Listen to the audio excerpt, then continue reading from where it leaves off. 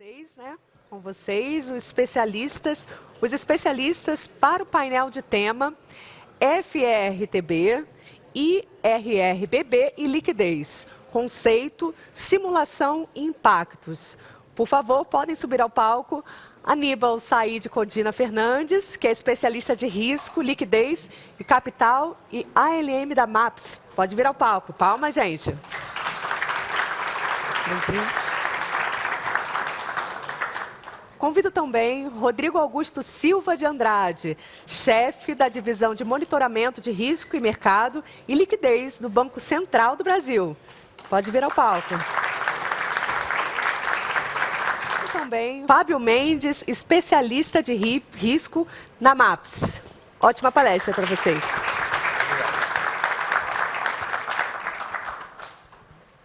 Som. Estão me ouvindo bem? Todo mundo? Bom dia a todos. Muito prazer estar aqui com vocês. Agradecemos a presença de todos. Pude ver aí diversos clientes da MAPS. Esse painel é promovido pela MAPS. A MAPS é referência em tecnologia para o mercado bancário e financeiro. Nós vamos falar sobre FRTB, IRBB e liquidez, conceito, simulação e impactos. Está com um problema aqui. Não tá... Aí, agora foi. Foi demais. Vamos voltar. Aqui. Bom, a MAPS está há mais de 30 anos no mercado, pioneira em riscos de mercado, risco de liquidez, capital. 4 das 5 maiores instituições financeiras da América Latina utilizam o nosso sistema. Mais de 700 bilhões de dólares são gerenciados nas nossas soluções. Especialistas atuando tanto no desenvolvimento quanto no relacionamento, no atendimento ao cliente, inclusive com consultoria especializada e atendimento de excelência, inclusive para os temas que nós vamos conversar hoje, né? FRTB, IRBB, liquidez. Um ecossistema foi construído com base em todo esse conhecimento desenvolvido em 30 anos de mercado. E as soluções são modulares, que podem ser integradas e combinadas para atender a necessidade de cada instituição. Apresentando um pouco aqui os nossos palestrantes, né? O Aníbal, ele é especialista de risco, liquidez, capital e ALM. Ele já fez, inclusive, diversas apresentações aqui no próprio GRISC, apresentações em associações de classe. O Rodrigo Andrade, ele é chefe da divisão de monitoramento de risco de mercado e liquidez do Banco Central. Também muitos de vocês já conhecem, inclusive ele recebe muitos dos reportes que vocês fazem. Nós acreditamos que esse tema pode gerar diversas dúvidas e você pode, durante toda a apresentação, em cada um dos slides vai ter o QR Code. Você pode mandar a sua pergunta, que nós vamos responder todas, se não aqui, por e-mail. Bom, boa palestra para todos vocês. Eu quero passar a palavra para o Aníbal agora. Onde você tem que apontar? Bom, obrigado, Fábio. Obrigado a todos pelo interesse, pela presença. Opa! Bom dia, obrigado a todos pelo interesse, pela presença. Obrigado, Fábio. Vamos começar, que temos pouco tempo. Então, nós vamos falar de 3 situações e o Rodrigo vai fazer um comentário em cada uma delas. A primeira é o FRTB. Vamos apresentar exemplos práticos de cálculo de delta, de risco geral e de spread de crédito. Vamos usar exemplos, portfólios simples de exemplo, pré, cupom de PCA e cupom de dólar. E depois vamos fazer a comparação do requerimento de capital pela metodologia nova e pela metodologia atual, para ver o que acontece. Opa, então acho que eu estou falando mesmo. Uma carteira simples com LTNs e NTNBs. E, bom, finalmente o Rodrigo vai fazer comentários sobre os cálculos. Então, agora passando rapidamente pelas fórmulas que a gente vai utilizar, a ideia é não entrar em detalhes dos cálculos, só colocar as referências, para depois, quem quiser fazer com os slides, fazer as continhas em casa. Primeiro, só relembrando, essa é a estrutura nova do FRTB, são essas todas as parcelas que o compõem. O DRC já está em vigor, essas parcelas que remanescem aí são o RWA 100. A parcela 25 é o RRAO, que é que é uma parcela que captura tudo que não foi capturado pelas demais, por exemplo, opções de condições climáticas. E o modelo RWA propriamente dito são essas 7 classes de risco e as 3 sensibilidades. Então, agora indo já para as fórmulas que a gente vai utilizar nos cálculos, para calcular risco geral de taxa de juros, a sensibilidade da taxa de juros, sensibilidade da inflação, a sensibilidade líquida ponderada pelos multiplicadores dessa tabelinha. Vamos fazer a correlação entre intracategoria, que utiliza essa lógica, e utiliza essa matriz que aparece mencionada, é o resultado dessa fórmula, com θ 3%, é essa matriz. Intracategoria, você precisa disso para calcular. Entre categorias, cada moeda é uma categoria, então é bem simples, 50%. Isso é para risco geral de taxa de juros. Para risco de spread de crédito, metodologia similar, a sensibilidade do spread de crédito. A tabela com os multiplicadores, que basicamente tem setores econômicos acima do grau de investimento e abaixo do grau de investimento. A gente vai fazer um exemplo da categoria 9, que seria governo central, não grau de investimento, seria o caso do Brasil, com uma categoria 6, seria TI, telecomunicações, grau de investimento, que por acaso tem o mesmo RW, o mesmo fator de ponderação. Para fazer a consolidação entre categorias, utiliza-se essa lógica que aparece aí com essas 3 dimensões, que é baseado nos setores dessas categorias.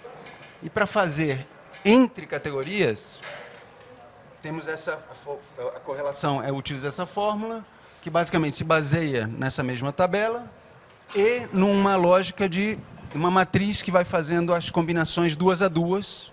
Né? Então é isso, essas são as fórmulas basicamente que a gente vai utilizar. Vamos já diretamente para os exemplos. Então, o que chamou a atenção nos exemplos que a gente fez foi a diversificação. O efeito de diversificação é bastante grande.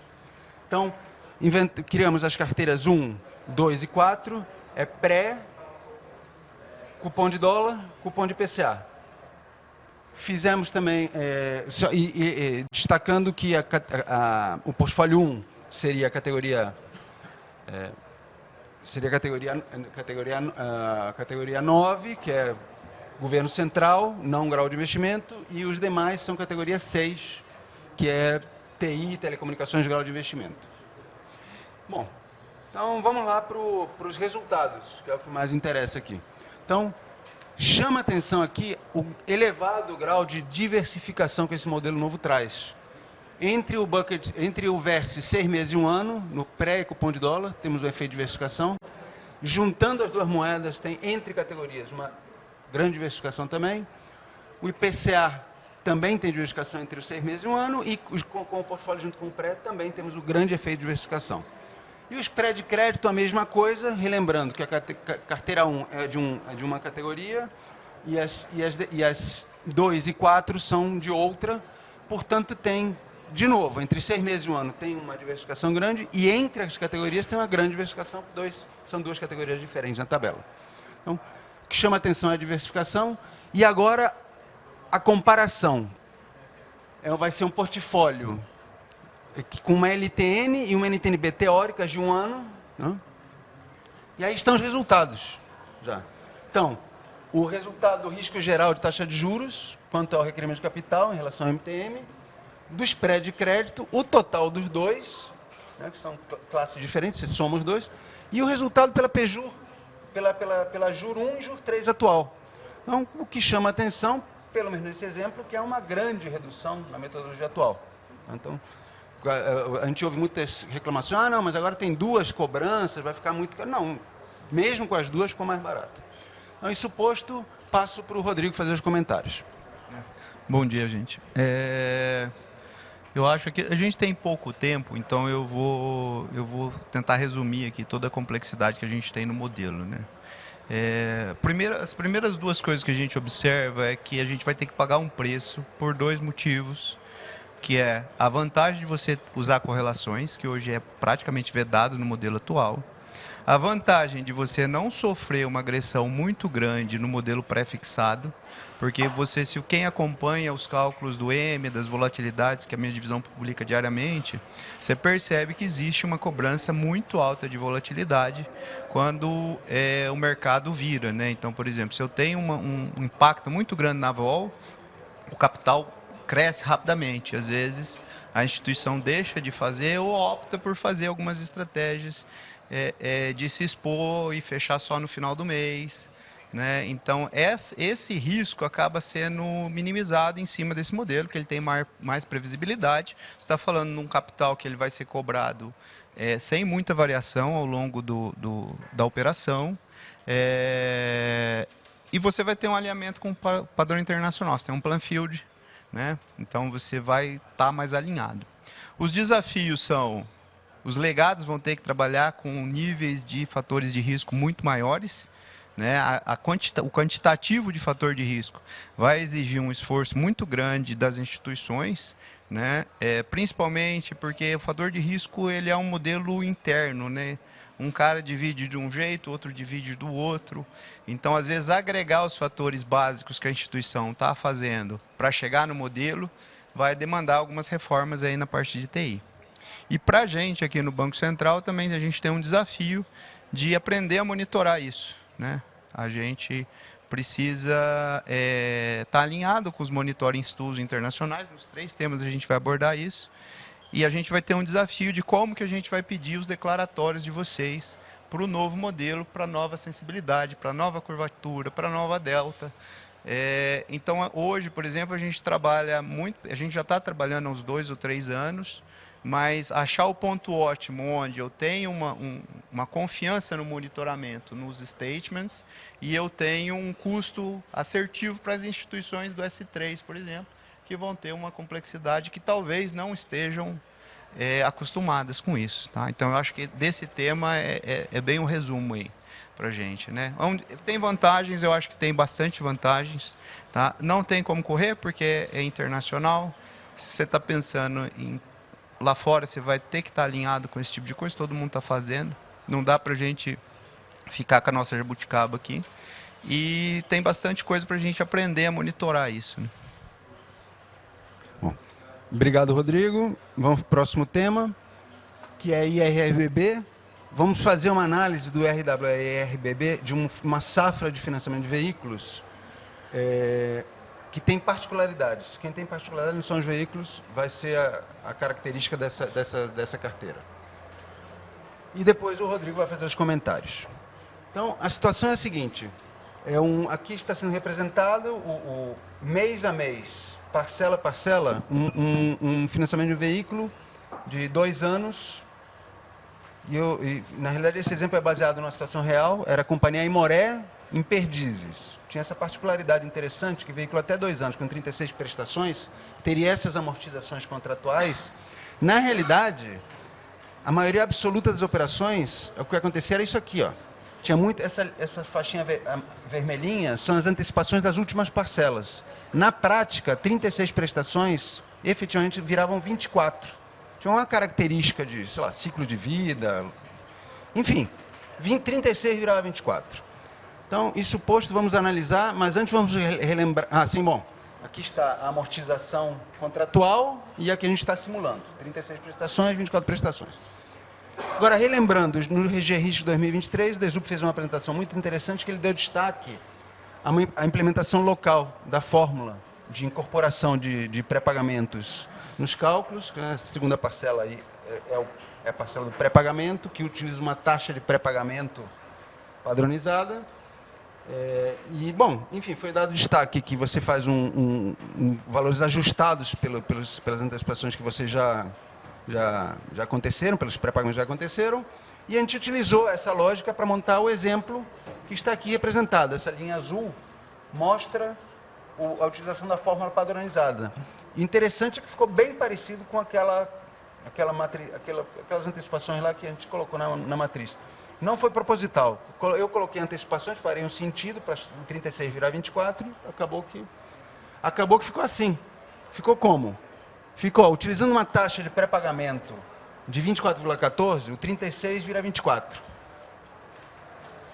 Na de baixo, utilizando uma taxa menor, o efeito é menor, claro, mas a conclusão é a seguinte: poxa, tem uma mega diferença no ΔTV, claro, né? Os fluxos acima de 24 sumiram, então que geram mais ΔTV, então o ΔTV cai. Por outro lado, ΔTNI, as repactuações no primeiro ano ficam em cima de valores maiores, então diminui o ΔTV e aumenta o ΔTNI. Então, ou seja, nesse exemplo aqui, poxa, eu correndo utilizaria os pré-pagamentos se pudesse, porque 36 é uma coisa, 24 é outra. Vamos ouvir os comentários do Rodrigo agora. O tema aqui é bem polêmico, né? Então eu diria que IRRBB não se deve falar nem de política nem de IRRBB na hora do almoço. Então a gente percebe a dificuldade de se modelar o tema. Tá? Talvez alguns, assim, o pessoal aí que tá no Brasil, a gente não sofreu muito. Na época da crise 2023, com Silicon Valley, né, na região ali, a gente chegou a ter demandas semanais de reportes de como a gente monitorava a situação. Então o IRRBB, que era uma coisa bastante morna aí no mercado internacional, virou um tema muito polêmico, né? Então existe uma discussão sobre a gestão da carteira bancária, de como essa carteira bancária pode gerar riscos, né? Isso vai conectar com o próximo tema, né, que a gente vai comentar sobre liquidez.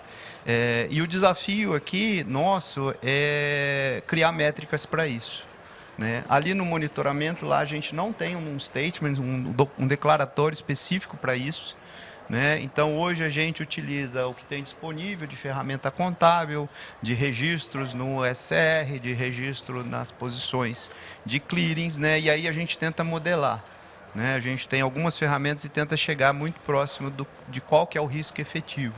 Mas a gente percebe a polêmica que gera, né? Porque numa mesma posição você tem um indicador apontando diminuição de risco e outro apontando elevação de risco, né? Então a carteira bancária é um desafio bem grande, tá?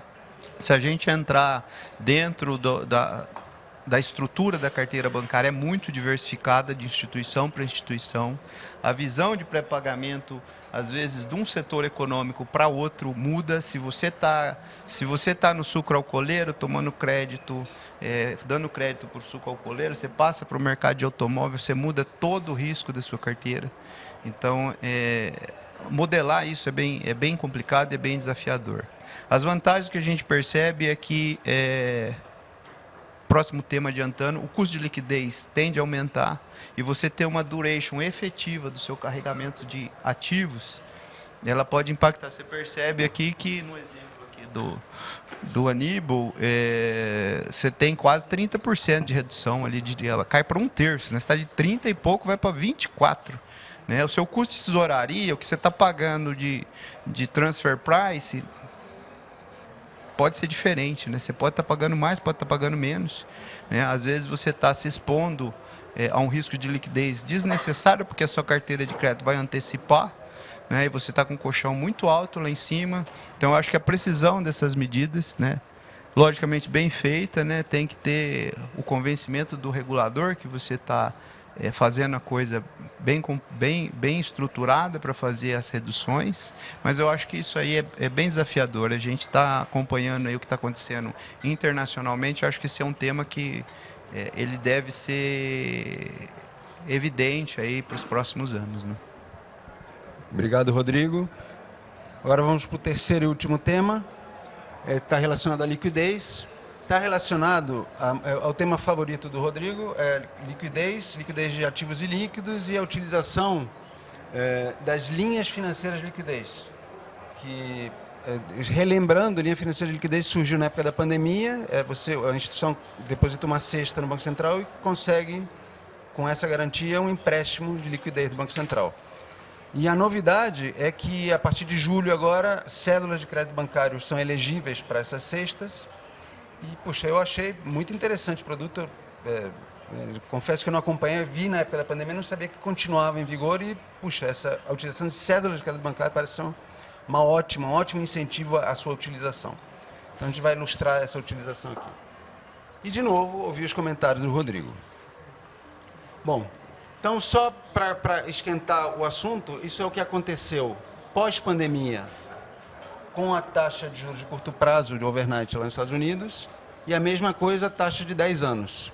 Então, pós-pandemia, tivemos esse repique aí, nessa subida dos juros. Foi isso que causou a quebra do Silicon Valley Bank, já foi mencionado aqui várias vezes.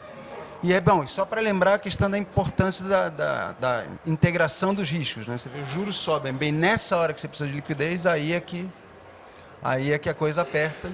Foi o caso do Silicon Valley. Bom, isso posto, outro dado interessante aqui é o seguinte: a gente pegou os dados lá daquele mercado secundário de títulos públicos e fez, dos principais títulos, qual é o spread médio entre compra e venda. Então, o que chama atenção aqui, no caso da ZNTNC, só tem um vencimento em aberto, tem pouquíssimos negócios, a largura a diferença entre compra e venda é muito maior que nos demais. Então, ou seja, um indicativo do risco de liquidez de mercado está no tamanho do spread. Então, isso a gente vai utilizar nessa modelagem aqui. A gente está representando a simulação das condições de liquidez de um determinado ativo.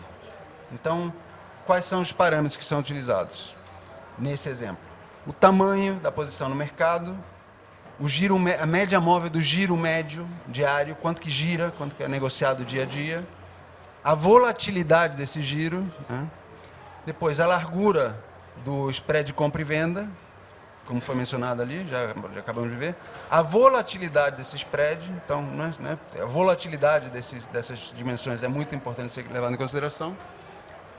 Bom, e mais o tamanho da sua posição, da posição que a instituição está mantendo. Então, isso tudo junto gerou esses 4 cenários. Esses 4 cenários, no cenário 0, você leva 60 dias para realizar o ativo, para transformá-lo em liquidez, e não tem perda nenhuma, que seria essas colunas azuis ali no gráfico ao lado. E nos cenários subsequentes, você vai tendo perdas maiores à medida que você vai se desfazendo dessa posição.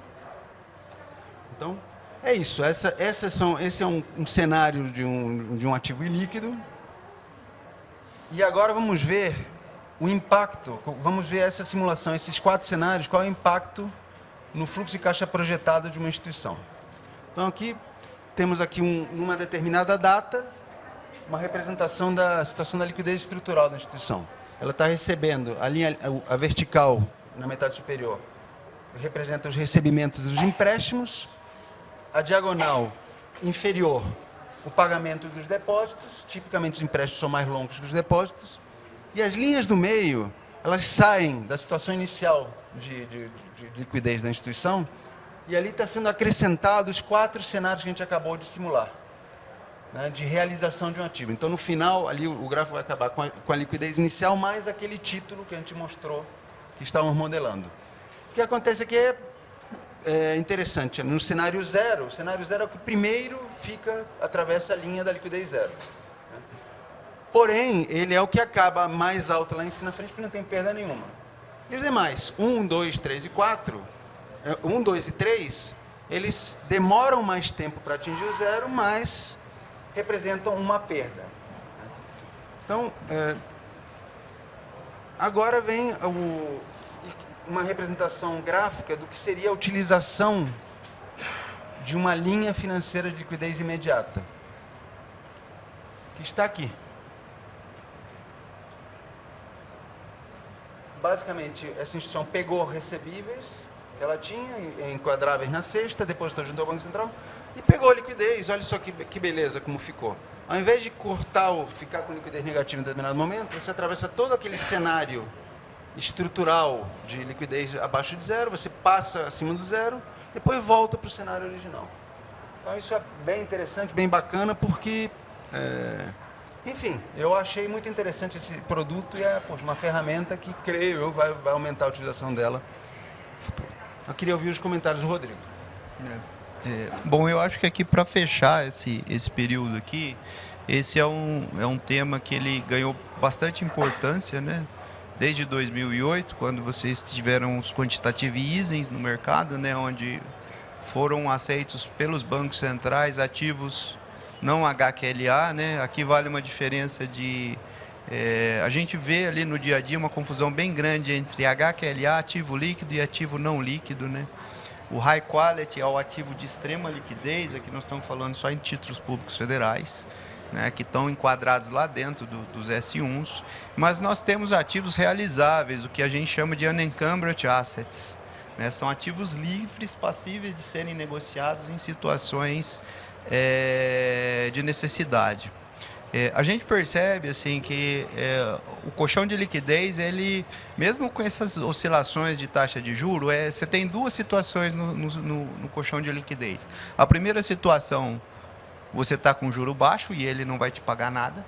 A segunda situação, você está com a volatilidade alta e você vai ter que pagar o hedge, tá? Ou você vai ter que ficar num título que vai pagar um spread muito pequeno, né? Então você não tem muita chance ali no colchão de liquidez. Você deixar o seu colchão de liquidez sem hedge, você corre um risco Silicon Valley muito grande de sofrer uma necessidade de vender esse colchão, ou mesmo os spreads, porque o MTM ele vai cair e o Banco Central na 550 vai puxar a garantia, né? Ele vai trabalhar assim abaixo do MTM sempre. Então, mesmo que você passe esse título na compromissada, ele vai carregar menos valor, né? Ele vai puxar menos liquidez.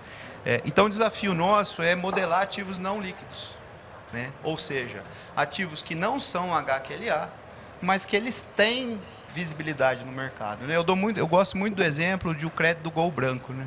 Você tem um Gol 0 branco, seu crédito está lá, né?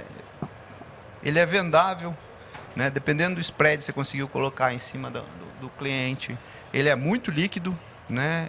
É o boi branco, né? Ele vende muito rápido, só que ele nunca vai ser HQLA, ele nunca é HQLA, né? Então a gente vai precisar modelar isso aí, né? O desafio nosso é ter segurança no que o mercado está fazendo com não HQLA, que são ativos razoavelmente líquidos, mas que não pode ser o high quality, né? Então, ali a gente está trabalhando bastante em como que a gente pede as informações de vocês, tá? E a gente precisa modelar esses ativos, porque se você for tentar modelar o pricing dele numa situação de fire sale, você vai ficar louco. Você tem que estar com esse ativo modelado, não necessariamente modelado para o Banco Central, mas você pode estar modelando para uma saída para um fundo de imobiliário, você pode estar modelando para uma saída via FDIC, você pode estar modelando para uma saída via investidor internacional, você pode estar modelando para uma saída de securitização, tá? Quanto mais você tiver preparado a infra para você trabalhar com esses ativos, menos colchão de liquidez de HQLA você vai precisar carregar, né? E se você convencer o Banco Central que você tem a liquidez, né, você vai evitar bastante problema do Banco Central exigir de vocês um caminhão de HQLA, né, de títulos públicos federais, esse tipo de coisa. Então você precisa de um processo de modelagem, de um processo de carregamento, tem que ter o HQLA, que é o fornecimento na compromissada.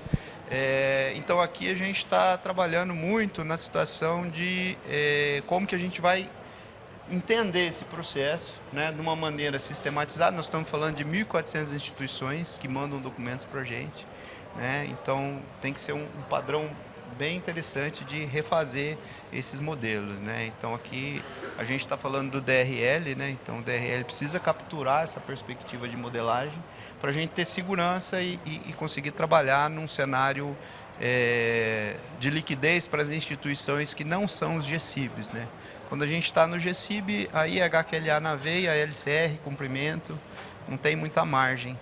Mas a liquidez não tão líquida, né, o unencumbered assets, lá no LCR é bem claro, né? A gente tem um capítulo específico para trabalhar de monitoring tools, né? Então você tem lá dentro do LCR a discussão específica em cima desse tema, né? Obrigado, Rodrigo. Não, realmente, manter um colchão de liquidez é caro para muitas instituições, né? Uma instituição que paga 110, 120 CDI no CDB, compra um título a 100%, tem um mega custo aí de manter. Alguém disse recentemente, nunca vi ninguém quebrar por ter muita liquidez. Mais ou menos, né? Se captar 120 e aplica 100, chega uma hora que quebra.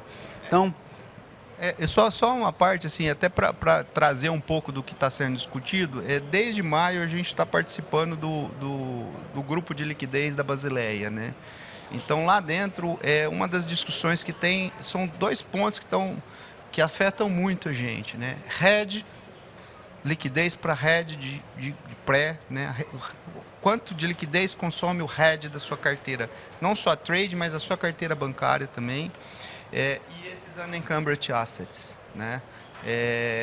Existe uma discussão entre o que causou a crise, né? A má precificação do unencumbered assets, onde o cara não está preparado para vender, né? Eu não tenho um contrato comercial para vender aquilo antecipadamente e eu preciso vender. E o driver que gerou isso aí, né? Hoje, por exemplo, a liquidez ela muda o driver, né? O que eu chamava de varejo, né? É um termo que a gente não está muito difundido, mas eu gosto de chamar de correlações de varejo, né? A correlação de varejo, a saída do varejo na liquidez, ela não é a mesma de 20 anos atrás. Entendeu? Os drivers que vão puxar o varejo e vai provocar uma corrida bancária são totalmente diferentes. Pode justificar porque é celular, que é rede social, que é setor econômico concentrado, que é alta depreciação nos setores, alta depreciação por muita tecnologia gera uma necessidade de caixa da PJ muito grande, que não gerava antigamente. Então aquela PJ que você não esperava uma saída bancária muito forte, agora naquele setor tem muita tecnologia, muita depreciação e puxa a liquidez de uma vez, né? Então quando deprecia par, quando o cara precisa trocar, ele está perdendo tecnologia, ele vai puxar. Então a modelagem do driver, quer dizer, o fator de risco de liquidez que vai gerar a sua necessidade de corrida bancária, a sua agressão de necessidade de liquidez, não é o mesmo. Até no LCR isso está...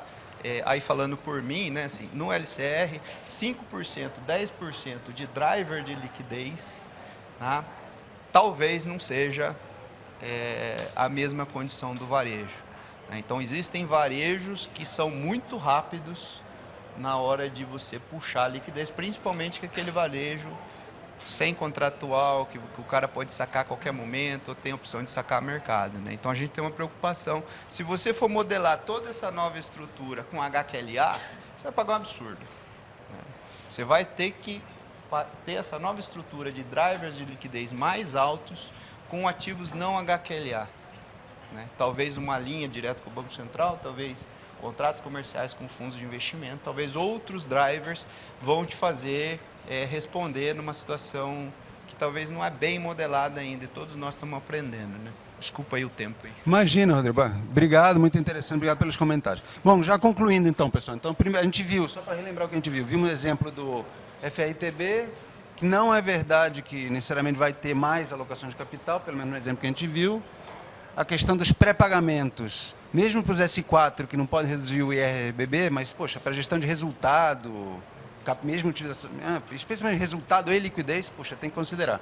E, finalmente, a mensagem no final é o seguinte, tem a questão da integração. Ou seja, a gestão da instituição tem que levar em consideração tudo. Liquidez estrutural, IRBB, FRTB. Então é isso, a mensagem final é que é fundamental a integração entre gestão, controle e reporte de riscos. Suposto, passo para o Fábio. Perfeito. Nós escolhemos esses 3 temas pela importância, a relevância, eu acho que vocês perceberam, dá muito assunto ainda, nós sabíamos disso, por isso nós já preparamos para vocês aí, totalmente gratuito e online, um webinar explorando os exemplos numéricos do FRTB. Na verdade, será o início de uma série de webinars, você pode fazer a inscrição totalmente gratuita pelo QR Code, tá?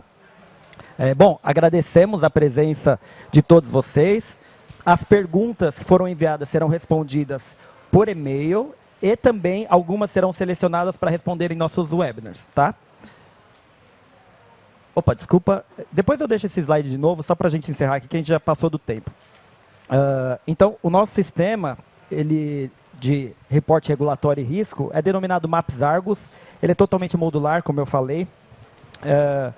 Nós estamos prontos para atender todo o arcabouço regulatório, inclusive você está com alguma preocupação de prazo para o FRTB, a gente pode te ajudar com isso, tá? A gente está bem tranquilo e avançado nas discussões. A gente pode atender todos os segmentos, S4, S3, S2, fundos de investimentos, considerando suas particularidades e complexidades. Tá? A gente destaca também o nosso suporte especializado, né? Os nossos clientes estão aí hoje presencial, que pode confirmar essa informação, né? Um atendimento amplo de especialistas. E convido vocês para acessar o nosso site, conhecer um pouco mais dos nossos produtos, e a gente vai ter muito prazer em apresentar nossas soluções para vocês, sem compromisso algum, tá bom? É isso, agradecemos mais uma vez, e nossos especialistas todos estarão aí no GRISC até o final. Um ótimo final de evento para vocês.